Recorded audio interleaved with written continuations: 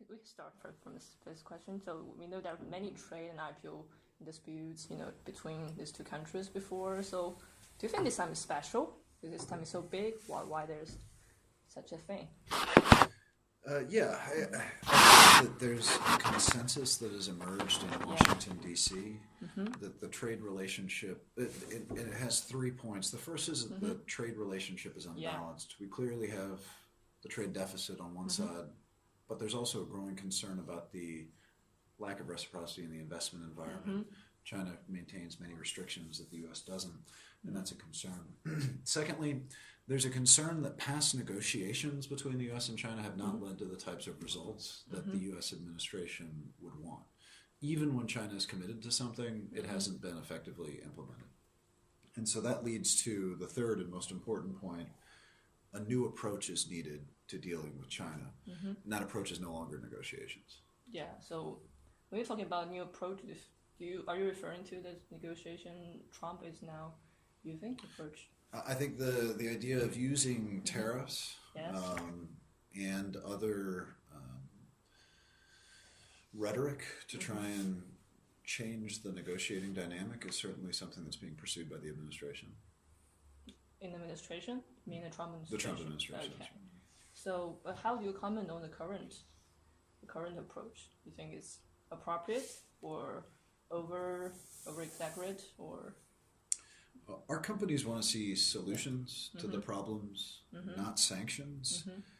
We ultimately believe that tariffs may do more harm than good, and they'll likely bring collateral damage to American households, farmers, U.S. industry as they're imposed, and they may not address the problem at hand. So what we'd like to see is for the president to clearly articulate what his goal is and what his end game is and how tariffs help us get to that point. Yeah. And so as you're this government and non-government organizations, you have these member companies, and do you see there's a turn in the companies' attitudes? Because some people say that these American companies, they used to be the strong lobbyists for the free trade between these two countries, but do you see this time their attitudes has changed? Yes, they have. I would say that U.S. industry has always been the ballast of the overall U.S.-China relationship. When things in the strategic side were going poorly, whether it's Taiwan or the South China Sea or North Korea, there was always a positive side that could be seen in the commercial relationship because our companies were very vocal in Washington, D.C. about the benefits of U.S.-China trade and investment. However, I think there's two reasons why that voice is a lot quieter today. One is there's a significant amount of uncertainty about China's reform policy direction. Expectations were very high, and people had expected China to liberalize and open and allow foreign investment in sectors that were previously restricted. We saw that in the third plenum announcement of the 18th Party Congress. We saw it in the free trade zone announcements. None of those have lived up to expectations. None of them have led to new openings or liberalizations that were significant to foreign companies. So their expectations were high and they weren't met. That's the first one. The second one, the competitive environment has become much more fierce in China. Competition is not a problem, but when it's not a level playing field and domestic companies are given benefits that foreign companies are not, that is very frustrating to U.S. industry as well. So because of those two reasons, that voice is now much quieter in Washington than it has been in the past. Yes. Okay. But this time it becomes this tariff, not a tariff, I could say worse. Is it because this you have mentioned this, you described this, I could say this uncomfort with China has grown to a point, or is it because of Trump? I mean, why it broke out on such a time at this time? So I think a big part of it comes down to the 100-day negotiations and the interactions that the Trump administration had with their Chinese counterparts in the early parts of the administration. As you know, when President Trump was candidate Trump and he was running for office, he announced a 45% tariff on Chinese goods that he would implement if he became president. He talked about labeling China a currency manipulator. None of those things happened. That's the result of U.S. industry indicating that they wanted constructive engagement. After the Mar-a-Lago summit, when President Trump and President Xi met, they decided there'd be a 100-day outcome. They discussed the comprehensive economic dialogue. And in the 100 days, 10 outcomes were negotiated. 5 were important to the U.S., 5 were important to China. The 5 that were important to the U.S. were electronic payment services licenses for credit card companies, U.S. credit card companies, wholly foreign-owned enterprises that could operate in the credit rating agencies, biotech event approvals, some licenses for banks and U.S. beef. The banks and beef, that was implemented, very narrowly tailored but implemented. Biotech events was half implemented. Electronic payment services was not implemented at all. Well, not a single license has been received now 8 months on, even though the Chinese had confirmed that they would accept them, and the fact that those licenses have been submitted. And the credit rating agencies are still going through an internal implementing regulation policy at the moment too. So the fact that the Trump administration agreed to negotiations, they came to outcomes, and the Chinese did not implement what they agreed they would, is very frustrating to many in the U.S. government. And it shows that perhaps you can't negotiate with China, and you need to look at something different to try and get your points across. And I think that's why we're seeing the way the president has approached the situation today. But there are also some voices inside the U.S. that criticize Trump, for his tariff policy. Do you think it's so? How many people really criticize? Because as I mentioned in my third question, there may be a perception gap. The Chinese media only reports this criticized voice, and the American media may be trying to exaggerate this, their discomfort, with China. So do you think, because you work in China and you hear voices from America, do you think there is a perception gap between these two countries? I think it's a good question. I would answer it a little bit differently than what you just described. As I mentioned, U.S. business confidence has declined in China over time. But when our executives are in China meeting with senior Chinese government officials, very rarely are they sharing negative views with China's leaders. They try to find the best parts of the relationship of their business to share, because they're very concerned about retaliation if they say something negative or criticize a local policy.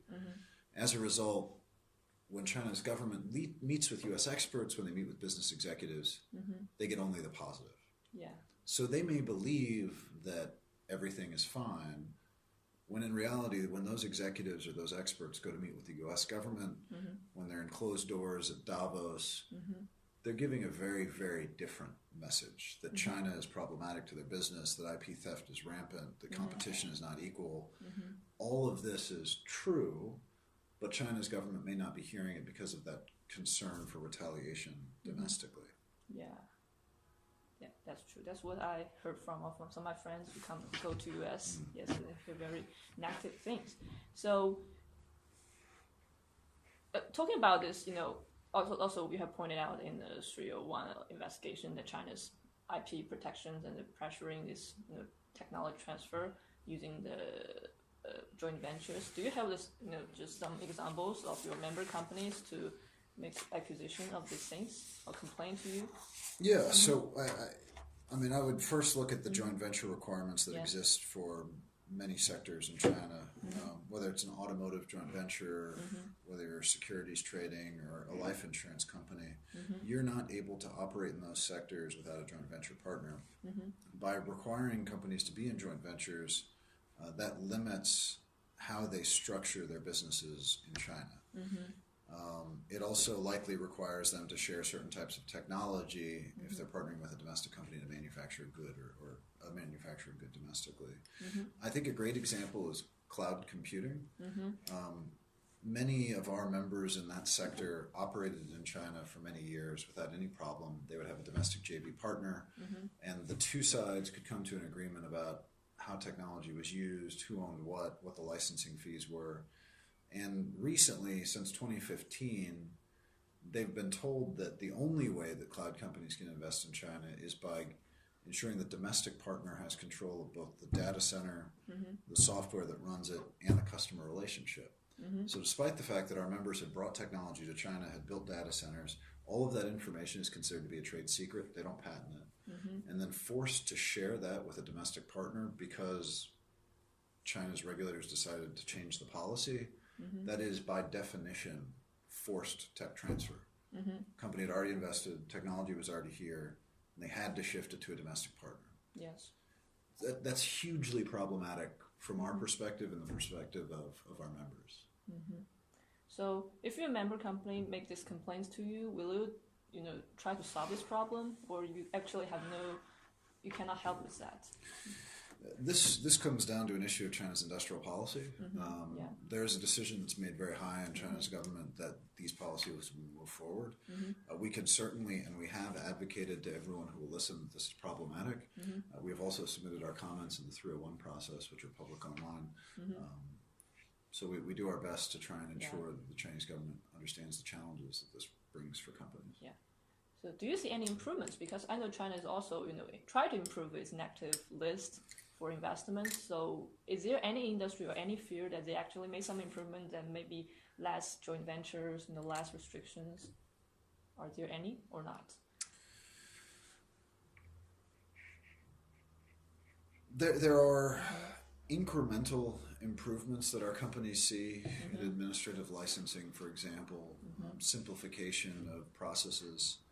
But overall, the types of paradigm shifting reforms that we would like to see opening new sectors have not been implemented.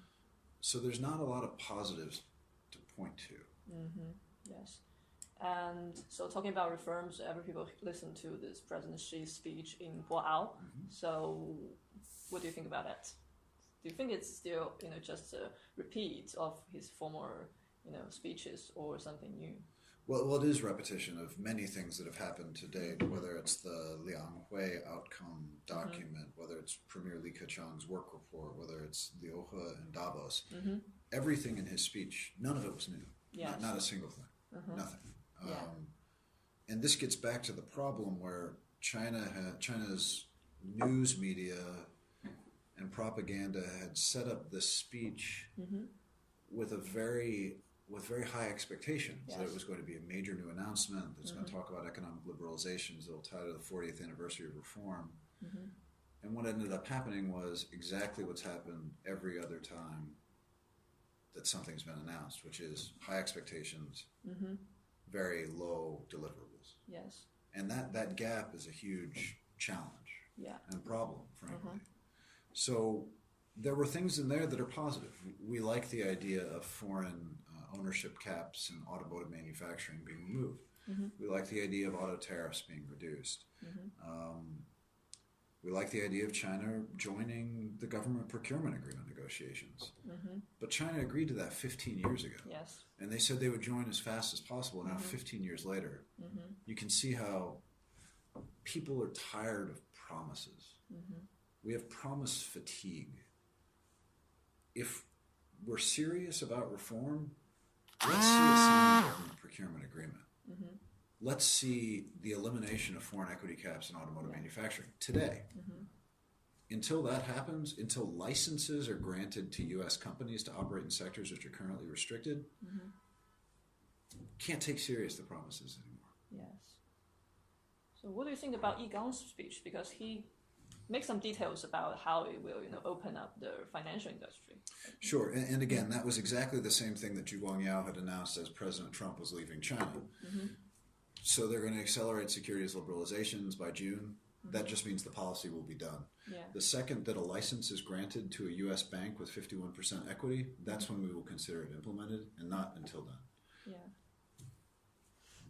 Okay, so these are just promises, and so... Correct me if I'm wrong. Do you see any implementation that I should be aware of? It's just repeat, but maybe someone expect because it's a new, banker, president of bank, so maybe something new. We like Yi Gang. He's great. He's a reformer. But one person or even a team of people in new positions doesn't mean we're going to see something immediately. But what I guess, I think maybe Chinese government is also taking advantage of this tariff wars. because maybe some of the people in the government want to push up the reform, and this pressure from USA actually helped them. I think President Xi said one thing in his speech that was very telling, and that is we have to bust through vested interests on reforms like automotive manufacturing. Yeah. We certainly understand that there are problems domestically in China, and not everyone agrees on the way forward, but that's something that needs to be resolved if they're serious about rebuilding the confidence of the international community and foreign business. Yes, yes. And so, but if you make the estimation, because he has 4 policies, what do you think maybe one of them could be prioritized? Maybe one of them could... Sounds most possible. Do you think any of them? I wouldn't want to speculate on what the priorities are. Yes. From our perspective, China needs to adopt a tougher deterrent when it comes to IPR protection. President Xi, during his remarks, did talk about making the penalties higher for people who infringe. Yes. We'd like to see criminal penalties instead of administrative penalties as are enacted now. That could be done quickly. And ultimately, instead of just piecemeal removing joint venture requirements from time to time, we'd much rather have China remove all joint venture and business licensing requirements that mandate technology transfer to gain market access, doing away with the catalog guiding foreign investment, doing away with foreign investment law, have all companies regulated under the contract law. That's the kind of reform that would immediately rebuild optimism overnight with the U.S. business community. Yes. And talking about negotiations, so as far as you know, are there any ongoing negotiations between these 2 administrations? Because I had different voices. The administrations continue to engage. At what level and how serious those negotiations are is unclear to us. But it's not like there's no discussions at all. Okay. Did you try Did you try to connect with you and try to send some messages to the American government? We are in a position to work with both governments and our companies on mutually beneficial ways of resolving these conflicts. I wouldn't want to discuss any specific conversations we've had, but we engage with both governments and our companies on these issues. Okay. So, what, from your observation, maybe the current attitude of the governments more stronger, or they try to actually end the tariff war maybe at this point? Both sides want to not enter a trade war. Not enter the trade war. Not enter a trade war. It's very clear. Okay. But the expectations of what it takes to resolve that issue are not aligned. So neither side wants a trade war. Both sides have made that very clear. Yes. But both sides have very different views on what would be acceptable to avoid a trade war. If President Xi's remarks are China's view of what it takes to avoid a trade war, totally unaligned with what the Trump administration would accept. So the Trump administration, I heard one saying that they want to cut subsidies to this Made in China 2025. That's the heart of this expectations. This is a problem with the domestic thinking now, is that it's not one thing. It's an entire structural reform of China's market that needs to happen based on our conversation with the Trump administration. China needs to become a market economy. Yeah. China needs to do away with joint venture requirements. These are massive changes that are maybe outside the scope of what China would even consider. So as a result, the things that are announced don't end up meeting the expectations of the Trump administration, so they fall short. So the two sides are perhaps thinking different things about what it would take to resolve a trade conflict. Yes.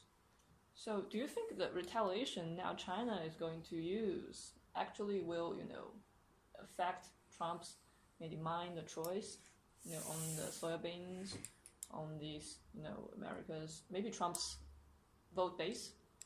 Would that affect his decision? So nothing has come into effect yet, right? Yes, and there's threats. Yeah, there's a lot of threats, and a couple of things could happen. One, we could end up with a negotiated outcome, which means no tariffs at all. That's one scenario. Yes. we could have the U.S. slim down its tariff list and be more targeted, and then China would likely slim down its tariff list to be responsive. Mm-hmm. Tariffs could go into effect in a couple of months, but the impact could vary. So, for example, I mean, as you know, tariffs are paid by the importer, not the exporter. Mm-hmm. The resulting price increases will be passed along to the consumer. Those consumers will be unhappy, and then who knows what will happen to tariffs. Mm-hmm. So there's lots of speculation, but at this point, nothing has gone into effect. I think our view and our members' view is that everyone is forgetting about the basis for all the proposed tariff actions, that China's rules and practices that lead to forced tech transfer and IP sharing for market access are what brought this about and are beyond what companies would do voluntarily. In your original question, you made a point that why did President Trump start a trade war? Mm-hmm. Many in the United States would argue that he didn't start a trade war. He was responding to decades of abuse by China's industrial system. Mm-hmm. So, different views. Yeah, quite different views. I think this perception gap is something that's more serious because I think we're facing these different things. So, you mentioned that there could be many outcomes. So, are there maybe your member companies or these American companies are doing something in preparation, maybe for the worst scenario or best scenario?